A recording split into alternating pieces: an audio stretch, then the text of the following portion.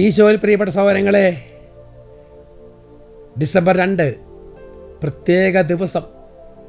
എല്ലാ ദിവസവും പറ്റുന്നവർ ഈ ദിവസങ്ങളിൽ പള്ളിയിൽ പോകണം, വിശുദ്ധ കുർബാനയിൽ പങ്കുചേരണം.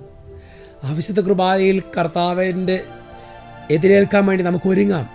പറ്റുന്നവരെല്ലാം കുമ്പസാരിച്ച് ഒരുങ്ങി, ഇപ്പോഴത്തെ ക്രിസ്മസിന് വേണ്ടി നിൽക്കേണ്ട, നന്നായിട്ട് ഒരുങ്ങി പ്രാർത്ഥിക്കുക.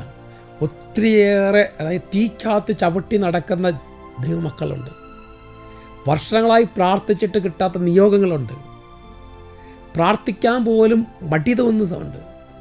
കർത്താവേ, എനിക്ക് ഈ ദിവസങ്ങളെല്ലാം കേൾക്കുന്ന വചനങ്ങൾ എനിക്ക് പുതിയ പുതിയ ഉൾക്കാഴ്ചകൾ നൽകാൻ ഇടയാക്കണമെന്ന് പ്രാർത്ഥിക്കുക.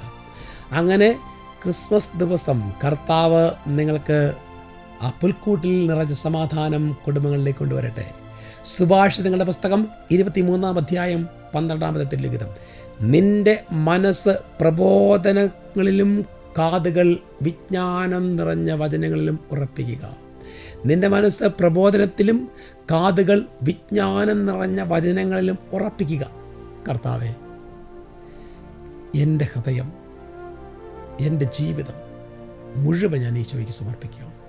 എൻ്റെ കടബാധ്യതകൾ, എൻ്റെ രോഗങ്ങൾ, എൻ്റെ അസ്വസ്ഥതകൾ എല്ലാം ഈശോയ്ക്ക് സമർപ്പിക്കണം. കർത്താവേ, ഞാൻ പലപ്പോഴും നിരാശരാണ്, എങ്കിലും സമാധാനത്തിൻ്റെ ദൂതൻ ആയ കർത്താവേ, പുൽക്കൂട്ടിൽ വന്ന് എളിമയായ തൻ്റെ ഏറ്റവും താഴത്തെ ലെവലിലേക്ക് വന്ന് പിറന്ന ദൈവപുത്ര, അവിടുത്തെ സന്നിധി ഞാനിതാ ശിരസ്സ് നമിച്ച് പ്രാർത്ഥിക്കും.